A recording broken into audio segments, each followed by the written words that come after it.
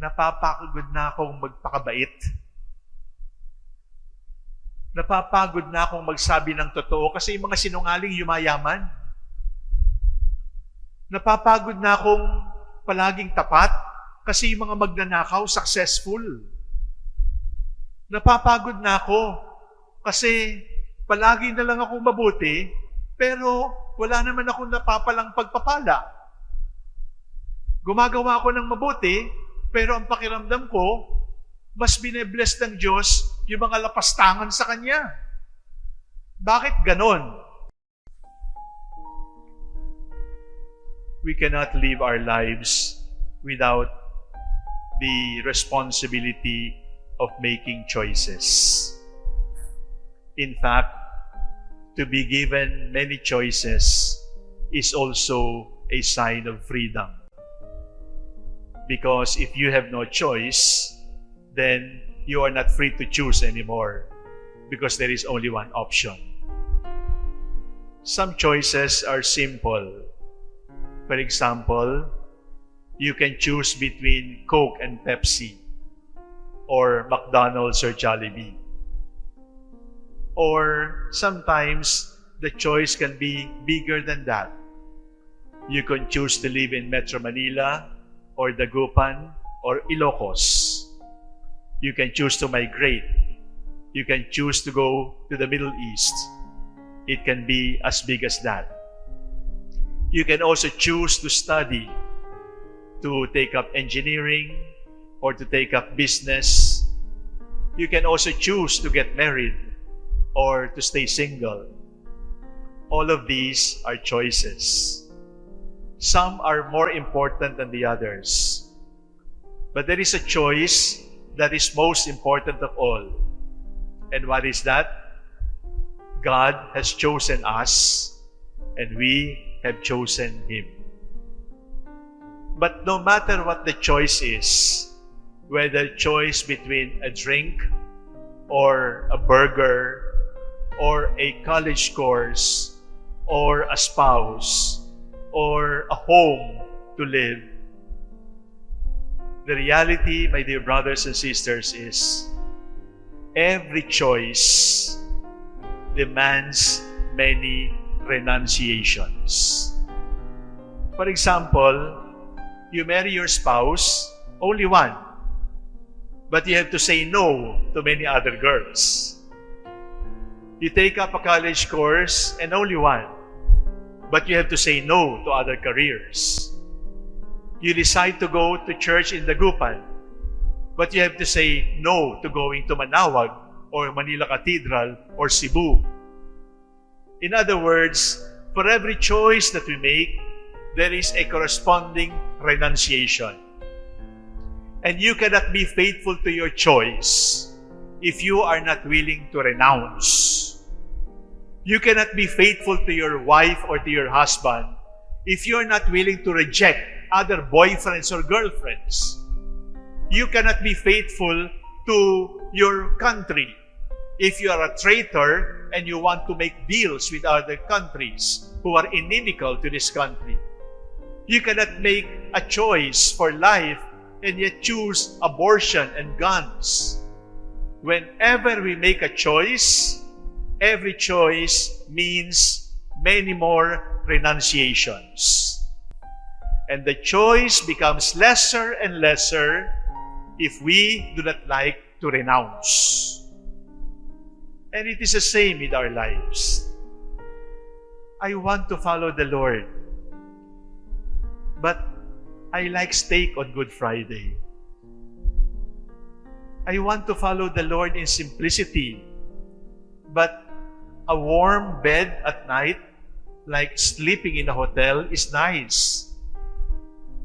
I want to follow the Lord and obey the commandments, but an online live stream mass is easier to follow than traveling to the church. All of these. I want to be a priest. I want to be a nun. I want to get married. And yet, I have a crush. And I cannot control my feelings. I want to give myself to the Lord. And yet, there are so many things that I still need to do. In other words, my dear brothers and sisters, choice and renunciation always go together. You cannot say yes and yet not be courageous enough to say no. There lies holiness. You want to be holy? Be able to say yes. You want to be holy? Be able to say no to everything that is inconsistent with your yes. But the gospel is quite clear.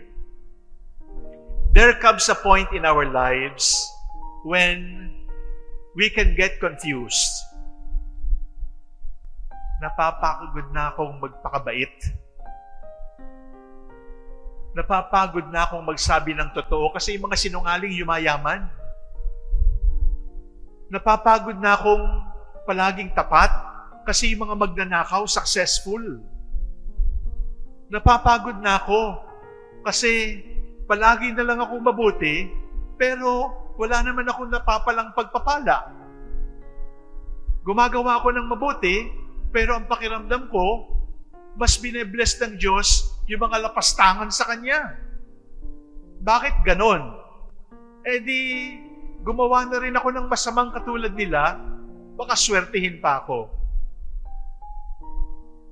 We all want to be good, but we are tempted by the attraction of sin. And then what happens? And then you understand that willpower is not enough to say yes. And then you understand that willpower is not enough to say no. And then you understand you need the grace of God to be able to say yes all the time. And you need the grace of God to be able to renounce sin all the time. Gusto kong magbago, pero nakakatamad. Gusto kong magsabi ng totoo, pero baka makulong ako. Gusto kong magtapat, pero baka mapalo ako ng nanay ko. Gusto kong magsikap, pero hindi naman ako umaasenso. And then, my dear brothers and sisters, we start to understand it is not your willpower that will make you successful. It is not your willpower that will make you holy. It is your total openness to the grace of God that will make you holy. 3 words for today. Give in. Say yes. Give it up by saying no. But when giving up and giving in become difficult, remember the 3rd G, the grace of God. And it is the grace of God that will help you to give in to the Lord. It is the grace of God that will help you to give up on sin.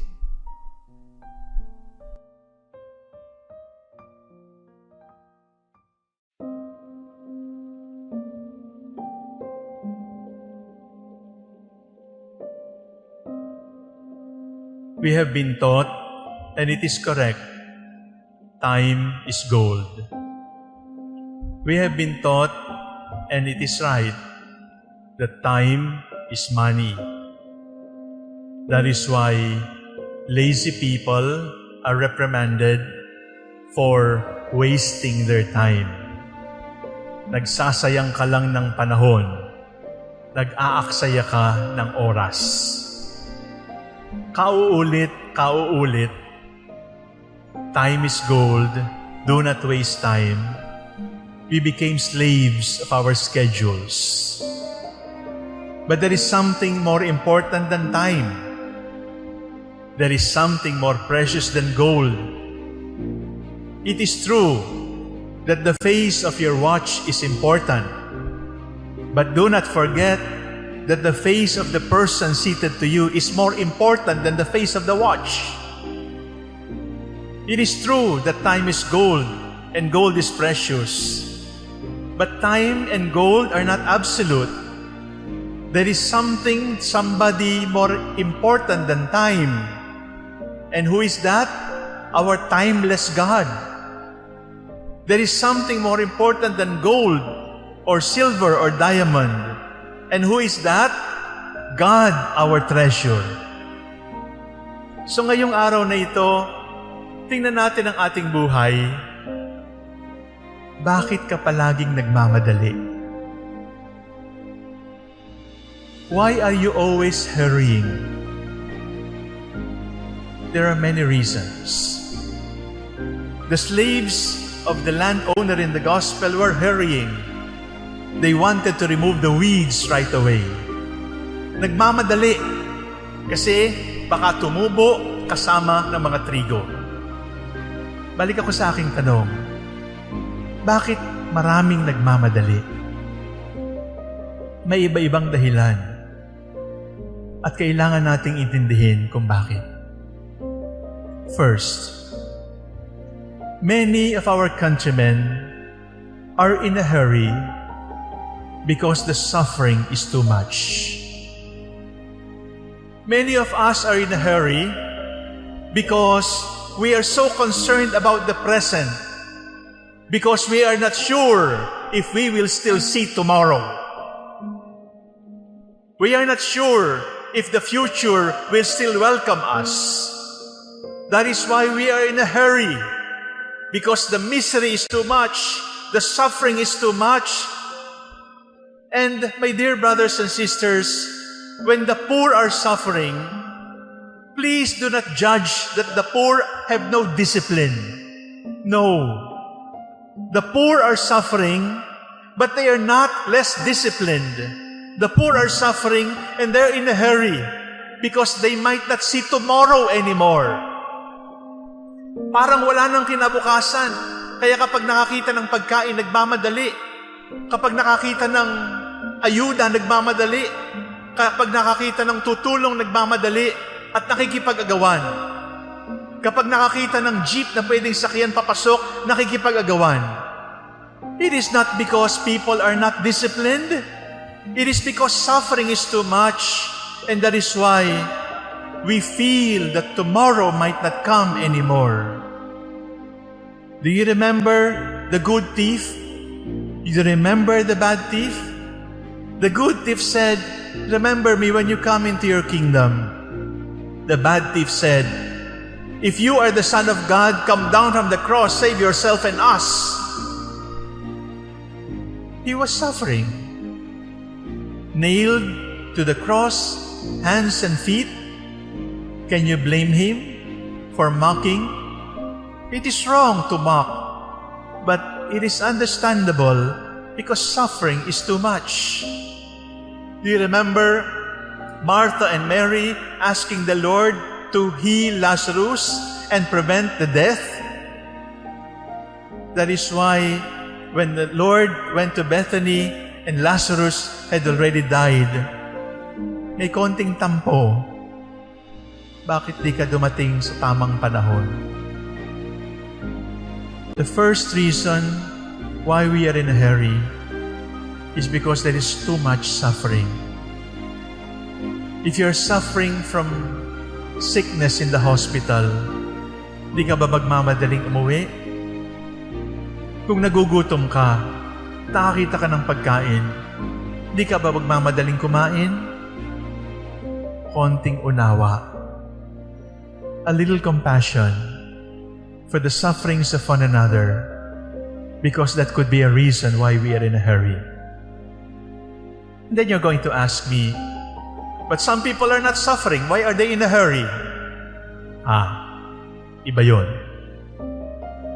Ang pangalawang dahilan kung bakit nagmamadali ay sapagkat hindi ka na mahal. If I am always in a hurry with you, it could be because love is gone or love has diminished. Because love and hurrying up are incompatible. Sapagkat ang isang taong nagmamahal ay marunong maghintay kahit habang panahon. Real love is patient. Real love is kind. Real love waits. Saint Paul says, love is patient. If love is patient, love can wait. If love is absent, we become impatient. That is simple. If we are always in a hurry, if we are always rushing, could it be because love is gone or love is diminished, and that is why we no longer enjoy the presence of the loved one? People who love will enjoy timelessness. People who are in love will not look at the face of the watch, because the face of the beloved is sweeter than the face of our wristwatch. It is more pleasing to look at the face of your loved one than to look at the face of the clock. If the face of the clock has become more attractive than the face of your wife or your husband or your parents or your children, it could be because the clock is now more lovable than your husband, than your wife, than your children, than your parents. The second reason why people are in a hurry is because we are lacking in love. And the third reason why people are in a hurry is we do not believe in God anymore. Do you remember hearing, kapag may kasalanan, ko akong Diyos, sasabihin ko sa mga kidlat, tamaan niyo lahat yan, patayin niyo lahat yan. Do you remember those words? Those are godless words. Because if you believe in God, you will understand that God has always been patient with us. If you believe in God, you would understand that God has always been merciful with us. Don't tell me this is politics. This is scriptures. This is the Word of God. God has been waiting for us. And God does not like instant solutions, because God does not rush us. Yes, time is gold, but God is timeless and He's going to wait. Yes, gold is precious, but love is more precious than gold. And those who cannot understand God, God who is patient, God who waits, will become impatient with God. And some philosophers, some experts say, atheism is not the denial of God. It is not about the denial of the existence of God. Atheism is simply impatience with God. We are impatient with God because we want God to intervene and solve our frustrations and heal all sick people. We want God to solve all our problems, to solve all our hunger. We want God to rush. And when God does not answer us according to our time, we say, hindi totoong Diyos yan. Meron akong sariling Diyos. My dear brothers and sisters, if we can create a God who will answer everything that you ask for, that is not God. You have become God because you are commanding God and telling God what to do. When God does not always answer us, and when God allows us to live in our helplessness, in our weakness, in our frustrations, in our disappointments, when God allows crucifixions to continue, why? It is not because God is purifying us. No! Huwag na huwag niyong sasabihing, nililinis ka lang ng Diyos. Hindi po. Ang ginagawa lamang ng Diyos, ay tinuturo sa iyo ang tamang panahon. Because growth can only come from God, and growth cannot be rushed. Growth has its own rhythm. And the rhythm of growth is the rhythm of God. And when we start to walk the rhythm of God, when we start to walk the rhythm of love, then we will not hurry anymore. We will not be lazy. We will not be complacent. But we will walk in God's time, and growth will continue. Because people who have forgotten how to wait will also get stunted. Magiging unano, di na tayo lalaki. Are you still in a hurry? Because you're suffering too much? Put love into your suffering, and then we can take up the rhythm of the Lord. Are you still in a hurry and impatient with God? Ask God for the grace of patience even with Him. Patience with Him. Sometimes I think we are Catholics by certificate, but we have become atheists with our hopelessness. We deny God because God does not answer us according to our time. Let God be God. Let the rhythm of God be our rhythm. Let us love, let us live like the Lord, who is always with us in His timeless love for us. Jesus said, destroy this temple. What is so special about the temple? Ganito po yun. Mayroong tatlong pinagyayabang ang bawat Hudyo. Ang una ay hari. Pangalawa ay lupa. Pangatlo, templo. Every Jew is proud of these three things: the land, the temple, all of these put together by one king. King, land, temple. Why were the Jews angry when Jesus said, destroy this temple? Because at that time, the land was occupied by the Romans. Because at that time, the kingdom was divided. And therefore, they had only one reason for being proud: the temple.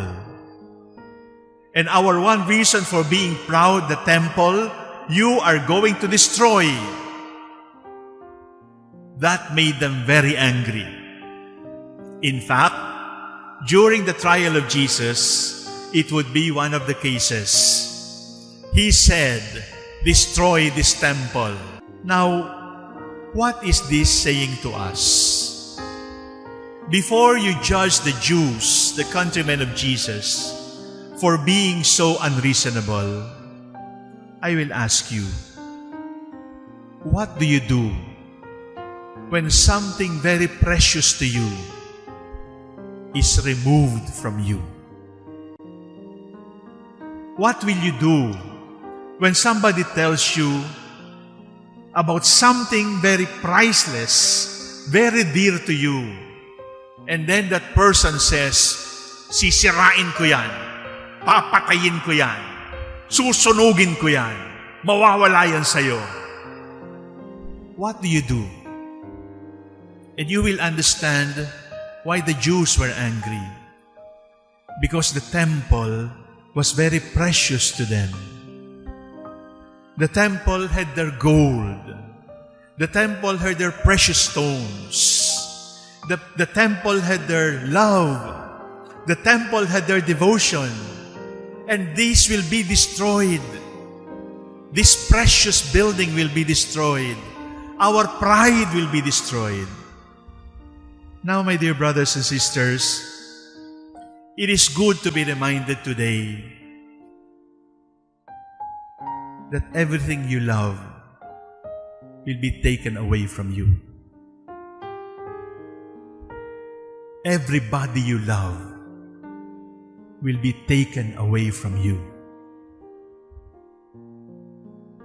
The Bible is clear.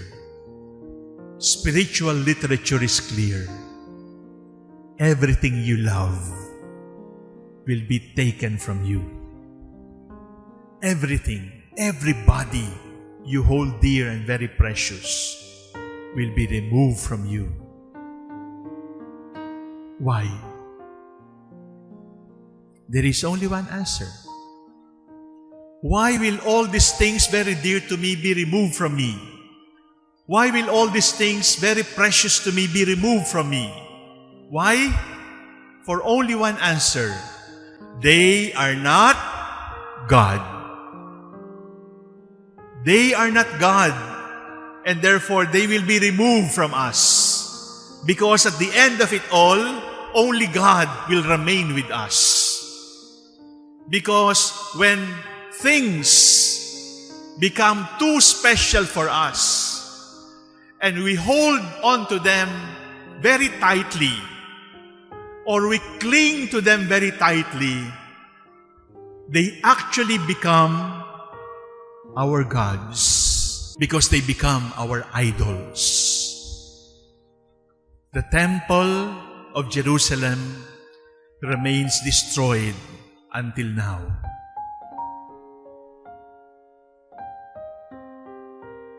And our own little temples, if not yet destroyed now, will soon be destroyed.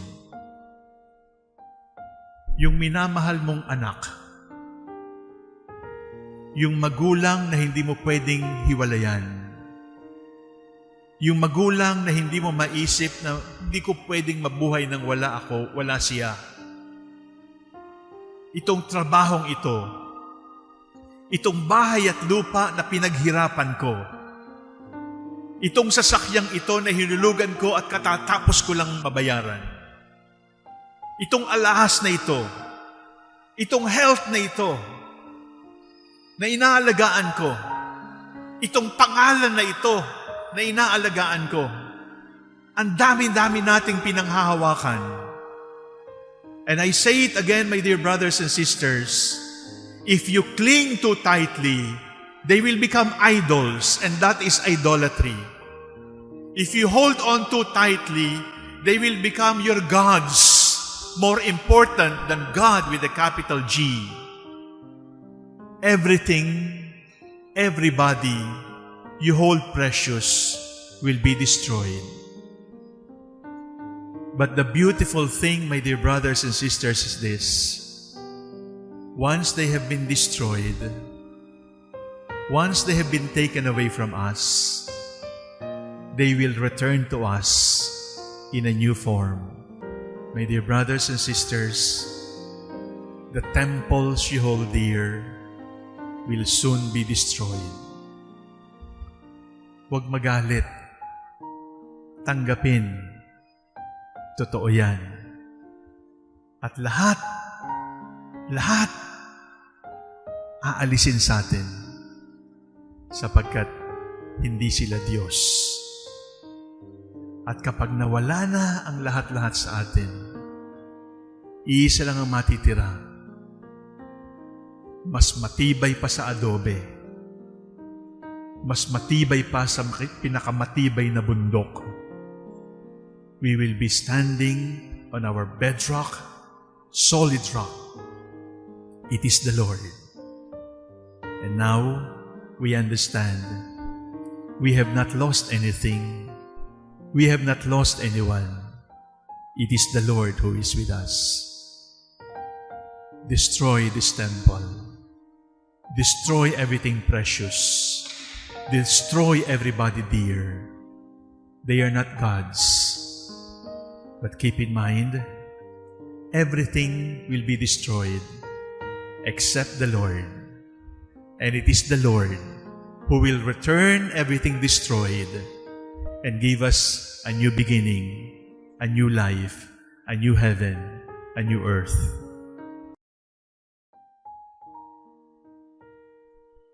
Lahat ng tao ay kailangang sumunod. Lahat tayo. Bata, sumusunod sa magulang. Magulang, sumusunod sa boss sa trabaho o sa mas matanda.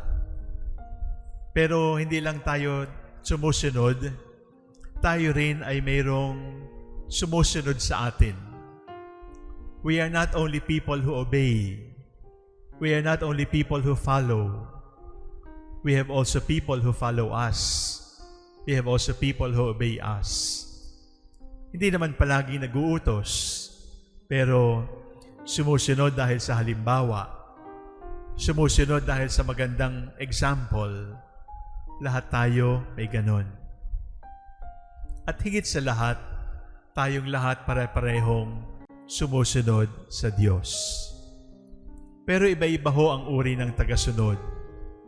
Iba-iba ang chapter, iba-iba ang episode. Mayroong 3 yugto ang pagsunod. Ang unang yugto ng pagsunod ay pwede kong sabihing alay. Alay, ibig sabihin, nagbibigay ka ng sarili mo sa Diyos. At pagkabigay mo ng sarili mo sa Diyos, sinusuklian ka naman ng Diyos na magandang pakiramdam na tama yung ginawa mo. Alay, pagbibigay ka sa Diyos, mag-aalay ka sa Diyos ng buhay, ng alay sa mahihirap, ng alay sa mga nangangailangan, at pagkatapos noon, maganda yung pakiramdam mo kasi alam mong gumawa ka ng kabutihan. Pero, grade 1 lang po yun. Di ba yun napansin sa ating buhay? Kapag bigay ka ng bigay, alay ka ng alay, dumarating din yung pagod. Dumarating din yung tukso na sabihing, ako na lang ba palagi magbibigay? Dumarating din yung tukso na, ano ba nakukuha ko dito? Ano bang napapala ko dito? At hindi lang yon. Mararamdaman mo rin na nag-aalay ka na nga, pinahihirapan ka pa. Nagsisimba ka, nagdadasal ka, bakit ako may sakit? Samantalang hindi naman nagsisimba, ayun at malakas. Nagdadasal ako, sumusunod sa kumautos ng Diyos, pero bakit ako ang nagkakaganito? Bakit ako ang ulila? Bakit ako ang nadimanda? Bakit ako ang nahihirapan? Bakit ako ang pinag-uusapan? Bakit ako ang sinisiraan? At magtatanong-tanong ka, Panginoon, nandiyan ka ba? Panginoon, ikaw pa ba yung sumusunod sa aking mga panalangin? Kapag sinasabi kong, Panginoon, dinggin mo ang aking panalangin. Ano pagkatapos ng alay? Aray.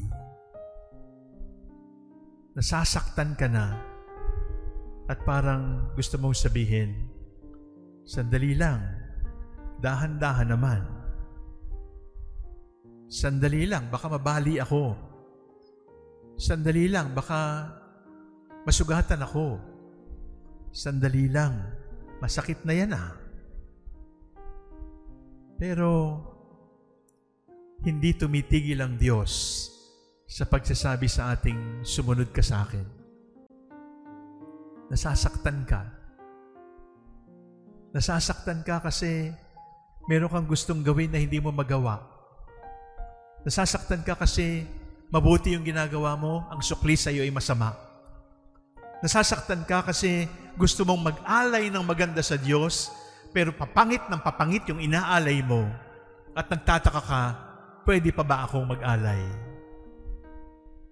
Kapag dumating na yung yugto na hindi na maganda, hindi na matamis, hindi na maganda ang musika ng pag-aalay natin sa Diyos, at aray na ang naririnig natin, balikan natin ang unang misteryo ng hapis, the agony in the garden. when the Lord said, Father, let this suffering pass me by. Natatakot siya. Father, why have you forsaken me? Aray, hirap na ako. Nandyan pa po pa kayo. Pero tuloy pa rin ang tawag. Sumunod ka pa rin sa akin. At ang pangatlong yugto ay pagkatapos ng alay at nandun ang aray, bibigyan ka rin ng awa ng Diyos para sabihing Amen. Para sabihin sa Diyos, ano kung mamatay ako? Ano kung masugatan ako? Ano kung magdugo? Ano kung mahirapan ako? Ano kung mabigat yung daladala ko? Kung galing sa inyo, Panginoon, Amen. Mamamatay ba akong matanda? Mamamatay ba akong bata? Ikukulong ba ako dahil sa inyo? Mumurahin ba ako pagbabantaan ako dahil sa inyo? Kapag dumating yung yugto ng ating buhay, na kailangan nating panindigan yung ating tugon sa Panginoon, sana masabi nating Amen. At kahit mamatay, sabihin natin sa Panginoon, Panginoon, kung kailangan na po talaga akong mamatay para sa inyo, iisa lang ang dalangin ko, sana may makinabang sa aking kamatayan. Lord, if I am now called to die, I only ask you, bless another person because of my death, and my death would be meaningful and beautiful enough to be embraced. Tatlong yugto. Alay, aray, Amen. Minsan kung nasa alay tayo at masasaktan ka, pwede ka munang mag-relax, pwede ka munang magbakasyon at manatili ka na lang sa alay. Pero kung matapang-tapang ang loob mo, titiisin mo yung aray sapagkat alam mo na binubuo ka, hinuhubog ka ni Jesus. At kung sakaling aray na aray ka na talaga at parang nangungulila ka na, tingnan mo lang yung nakapako sa krus at sabihin mo sa sarili mo, Amen. It is finished. Into your hands I commend my spirit. At kung tayo nga ay mamatay at mayroong makinabang sa ating kamatayan, at kung tayo nga ay ilibing at may tumubo sa ating libingan, then we have really become disciples of the Lord. Ngayong araw na ito, ang tanong ko sa inyo ay, nasaan ka bilang alagad? Honeymoon, alay, matamis na pakiramdam, magaang pakiramdam, aray, madilim, mabigat, masakit, tinitiis. O Amen. Masakit, mabigat, pero hindi na nagtitiis sapagkat masaya na ako sa aking pinapasan sapagkat alam ko hindi niya ako iiwanan. That is where God is. That is what discipleship means. Discipleship will not be easy. Discipleship will not be always convenient.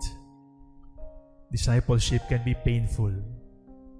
But if you carry on, you're going to be free from pain because your pain united with Jesus will set other lives free from sin. Nasaan ka? Alay, aray, o Amen?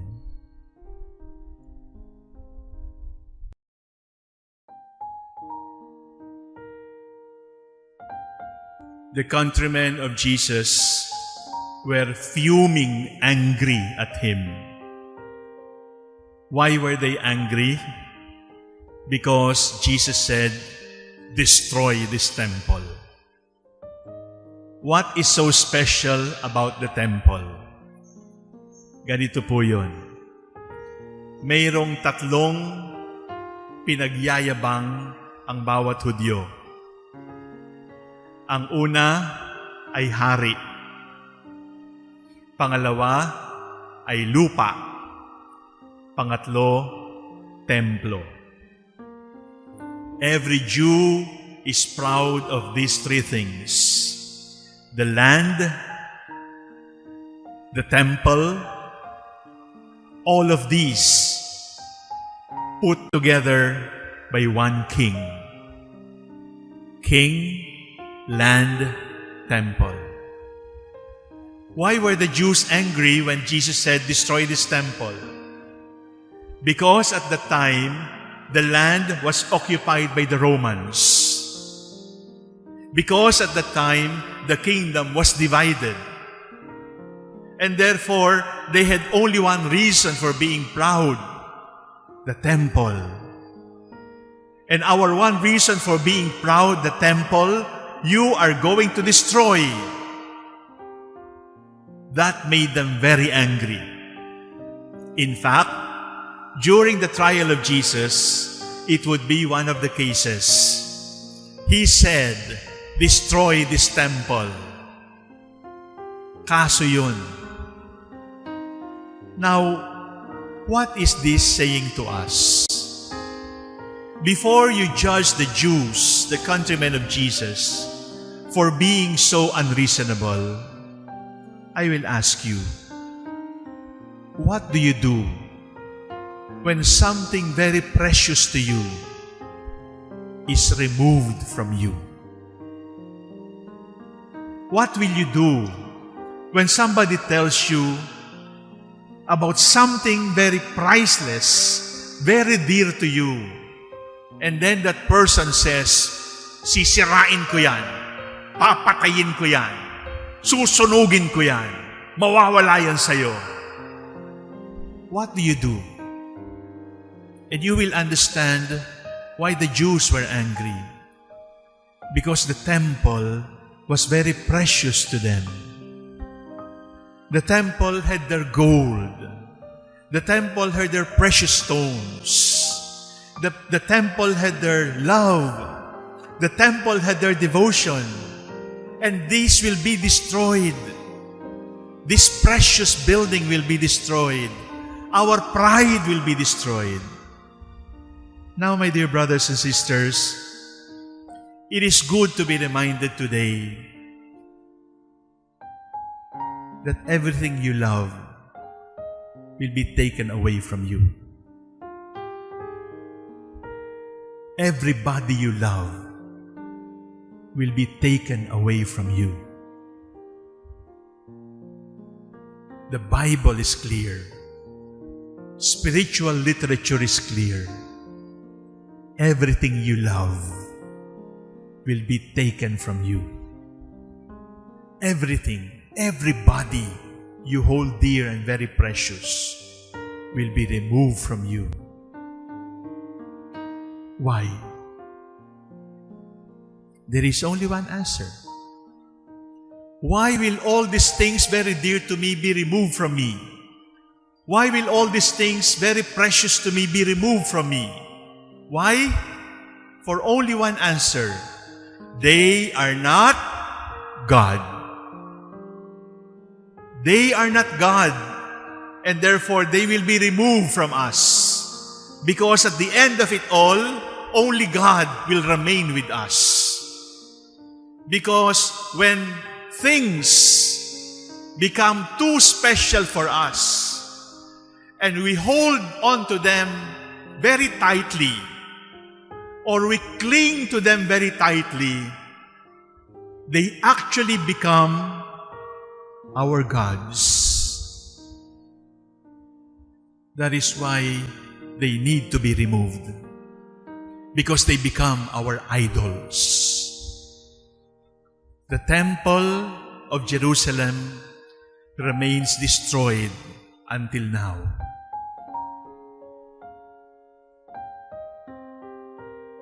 And our own little temples, if not yet destroyed now, will soon be destroyed. Yung minamahal mong anak, yung magulang na hindi mo pwedeng hiwalayan, yung magulang na hindi mo maisip na hindi ko pwedeng mabuhay nang wala ako, wala siya. Itong trabahong ito, itong bahay at lupa na pinaghirapan ko, itong sasakyang ito na hinulugan ko at katatapos ko lang mabayaran, itong alahas na ito, itong health na ito, na inaalagaan ko, itong pangalan na ito, na inaalagaan ko, ang dami-dami nating pinanghahawakan. And I say it again, my dear brothers and sisters, if you cling too tightly, they will become idols, and that is idolatry. If you hold on too tightly, they will become your gods, more important than God with a capital G. Everything, everybody you hold precious will be destroyed. But the beautiful thing, my dear brothers and sisters, is this. Once they have been destroyed, once they have been taken away from us, they will return to us in a new form. Wala ka ng anak na paslit. Wala ka ng anak na pinaaral. May asawa na siya at may mayroon ka ng apo sa kanya. Bumabalik siya, hindi siya nawala, pero iba na ang anyo. Nawala ang ari-arian. Nawala ang mabuting pangalan. Nawala ang kaibigan. Niloko ako ng asawa, namatay ang nanay at tatay ko. But they come to us, they return to us in another form. And this time, they return to our lives, brought back by God. And when God brings them, persons and things, back to us,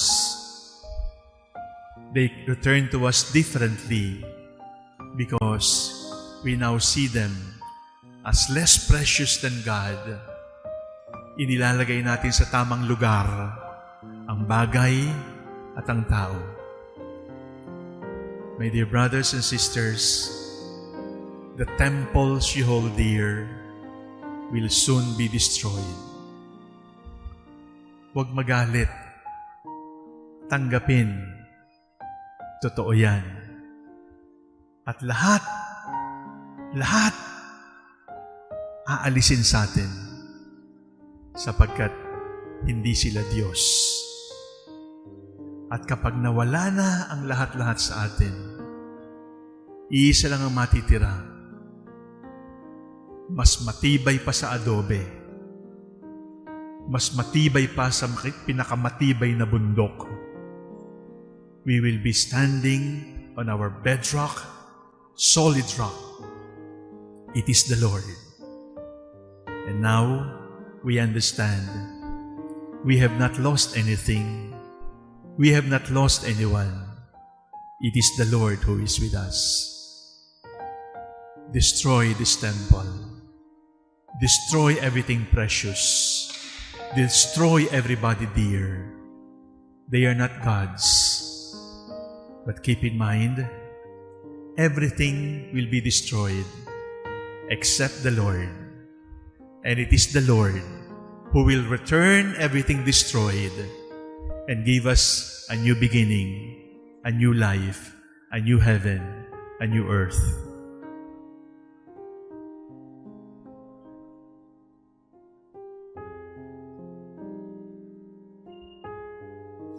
Thank you for listening. Thank you for watching. Please look for Father Soc on YouTube, and I hope you can subscribe to the channel. There I can meet you with more reflections, with more homilies, and then we can interact. And you can also tell me the questions in your heart, the questions in your mind, which I hope I can also answer in the same channel. It is not technology that brings us together. It is the Lord. It is not technology that has brought us together. It is our love for the Lord and our love for the Church. May the Spirit continue to work in all of us. God bless you.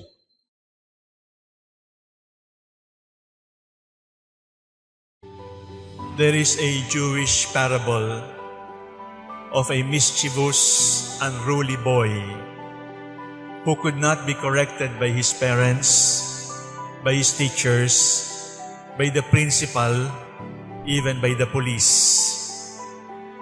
And no matter what they tell him, threats about punishment, even imprisonment, he would not relent on doing wrong things. So the mother gave up on him, but brought him to the rabbi in the village, a holy man. And then the holy man saw the boy without saying anything, embraced the boy for a long time, and the boy has never been the same again.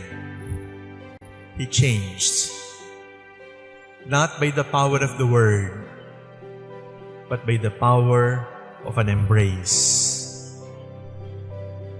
You know it, my dear brothers and sisters. Words have power. Words can correct.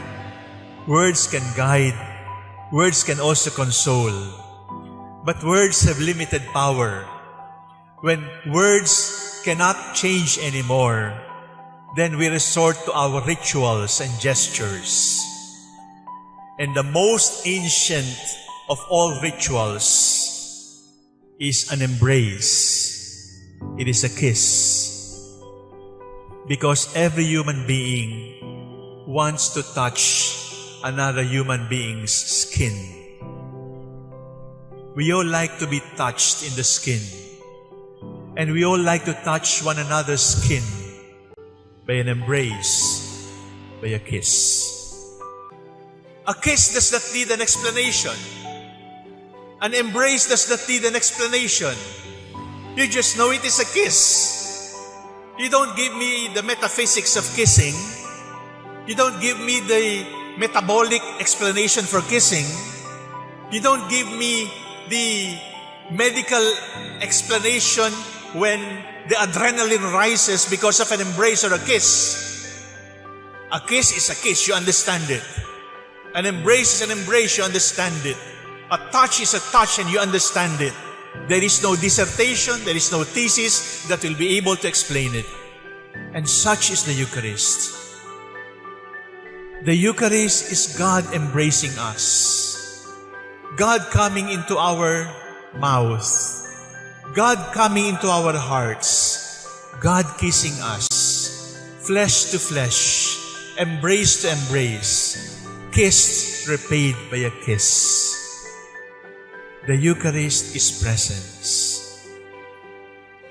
That is why we Catholics cannot be satisfied with attending Mass looking at a cell phone or a laptop.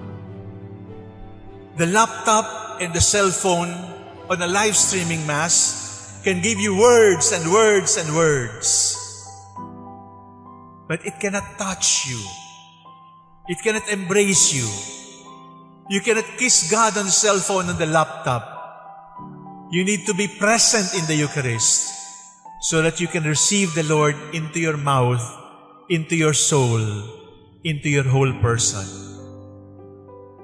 Remember, the Eucharist is presence. A loving presence expressed by the tenderness of skin to skin, human to human, kiss to kiss, embraced by a loving God. And God, who is all-powerful, allows us to embrace Him. You will never be able to understand the Mass Because the Mass is God becoming powerless. The Mass is God becoming weak, like a small bread. The Mass is not cake. The Mass is not champagne. The Mass is not a delicious pudding. The Mass is not an expensive aged wine. The Mass is simple bread and simple wine. We can hold the Lord. The Lord chooses to be powerless. And He chooses to be powerless to make it easier for us to love Him. That is what the Eucharist is. The internet, the laptop, the cell phone, the live streaming Mass, these are signs of power. And some of us cannot even access Wi-Fi. But if the baby attracts you more than the dictator or the athlete or the rock star, then you know that the Lord has become powerless so that it will be easier for us to love Him. We can take the Lord into our hands. We can put the Lord into our mouths. Even if we are unworthy, the Lord will not take revenge. The Lord will not fight back. How do you explain that? That is love. That is how much God loves you. He has decided to be powerless to show us the beauty of powerless loving. So the Eucharist is presence. It is kiss. It is embrace by a loving God. The Eucharist is celebration of powerlessness. God choosing to be small to show His love for us. Promise. Do you remember the promise of your husband? I will never look at another woman ever again. And how it was broken. Do you remember the promise? I will study my lessons from now on. I will not use drugs. I will not drink. And it was broken. Do you remember the promises you have heard and you have made? Promises you have broken. Promises broken to you. But the promise of the Eucharist is a different kind of promise. The Lord tells you, I have allowed you to kiss me. I have allowed you to embrace me. Let that stick into your mind and to your heart. There is a beautiful promise awaiting you. The promise of the Lord is not just a vaccine for COVID-19. The promise of the Lord is not just a lower level of quarantine for dagupan. The promise of the Lord is quarantine or no quarantine, pandemic or health, I will be with you. I will never leave you. I will never abandon you. And the Lord trusts that we will keep our promise. We will not abandon Him. This is the Eucharist. The Eucharist is presence. It is a loving presence, a presence that embraces, a presence that kisses. The Eucharist is promise. Promise not just of health and protection from death. The Eucharist is hope in life everlasting. My dear brothers and sisters, we can continue receiving the Lord by our prayers, by our acts of charity. But there is no substitute to an encounter with the Lord. God who embraces us. God who tells us, I love you, and I will never leave you. I will be with you until the end of time. As we receive the Lord in Holy Communion, thank the Lord, but don't just do it for yourself. There are so many others outside this cathedral wanting to receive the Lord, but they are not able. Receive the Lord on their behalf. And may the blessings you receive today be received by those who are unable to welcome the Lord at this time. With love, with faith, with hope, we are united in the Lord. And sisters in Christ, Christian Joy, our brother. There were 12 apostles. Some are very popular and very well known. Some are notorious. You have Peter, the head of the apostles. At the other extreme is Judas, who betrayed the Lord. Peter, James, and John seem to be the closest to Jesus among the apostles. But in between popularity and notoriety, in between closeness and distance, in between the very best and the very worst, many of the apostles were in between. They were in between, they were in the middle. They were ordinary people, not outstanding, not exceptional. And Philip and James are two of those not so outstanding, ordinary apostles. What did Jesus look for when he was looking for apostles? CJ, I want to tell you, as you already know, that none of the 12 apostles was an expert in liturgy. None of them was an expert in the Bible. None of them was an expert in law. They were crude workers, fisher folk, carpenters, revolutionaries, tax collectors, people you would hardly expect to be called by the Lord. Hindi sila bagay maging apostol. Pero bakit sila ginawang apostol ng Panginoon? I will answer you later. Believe me, CJ, maraming magsasabi sa iyo, simula ngayon, bagay na bagay kang pari. Maraming magsasabi sa iyo, ang gwapo ng pari. Maraming magsasabi sa iyo, sayang yung pari.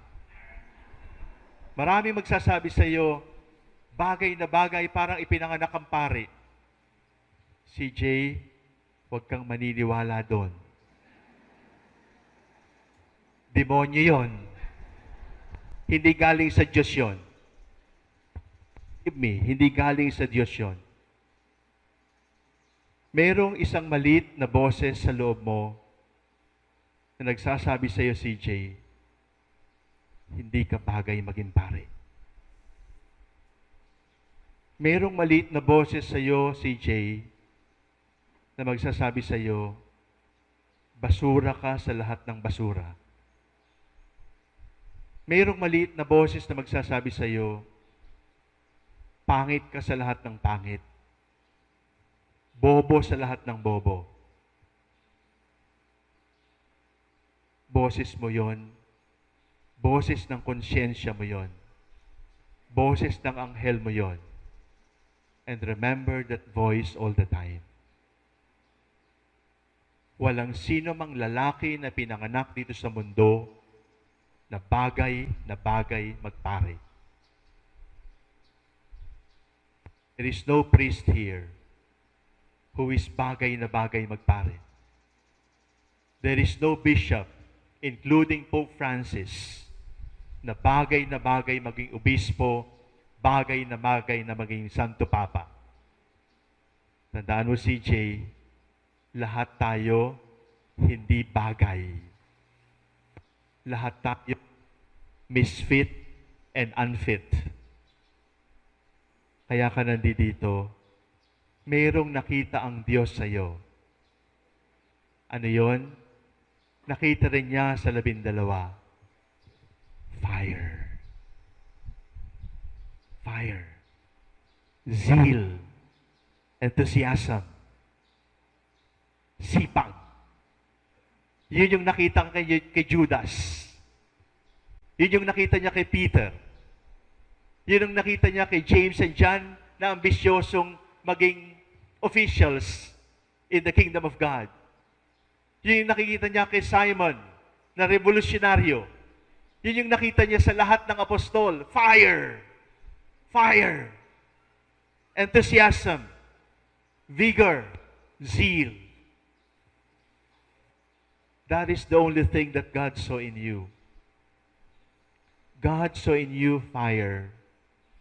Not flickering fire, but a fire that is ready to explode and cause a combustion, cause other people's hearts to be on fire also. CJ, the problem of the priesthood is not burnout. The problem with the priesthood is bed sores. We are resting too much. We are resting too long. Fire, CJ. Zeal. Zeal for what? You look at the life of Philip. He was an apostle who was always bringing somebody to Jesus. He was an apostle who was bringing another apostle to Jesus. He was an apostle who asked Jesus about himself. He was an apostle who was always leading others to Jesus. So the first fire that I ask from the Lord for you, dear CJ, is the fire to bring people to Christ. The fire to bring Christ to the people. Not only in the church, not only in the pulpit, everywhere, 24/7.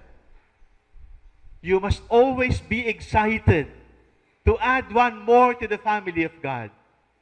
You must not baptize as if you have lead in your shoes being dragged. You must always be excited with every baptism. You must always be excited with every confession. You must be always excited with every Mass.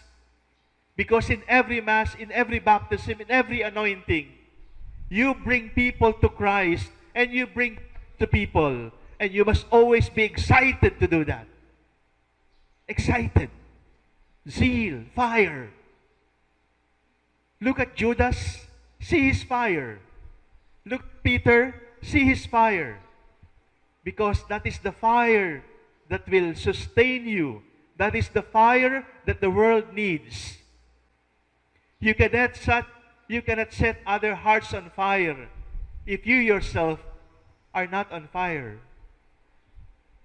Fire to bring people to Jesus. James wrote one of the epistles. Fire to teach about Jesus. He entrusted to us the Word of God. CJ, teach and preach. Prepare your homilies. Not from your study table, but from your kneeler. Prepare your homilies, not sitting down and research, but in prayer and meditation. Because the books can offer you author's opinions. When you pray, the Spirit will empower you in every seminar, in every homily, in every talk that you must give to the people of God. Hungry for the word. Fire to teach. As a priest, you will be the first catechist in the parish. Do not lose by default and just allow the lay people to teach. Because the priest is the first teacher in the Christian community. Study, read, but even more, pray. Fire to bring Jesus. Fire to teach Jesus. And the last fire, the fire to be like Jesus. To be like Jesus is to be a holy priest. At the end of the day, CJ, that is all that we ask from you. Be a holy priest. That is all. You may stammer when you give a homily. You may not be a good administrator.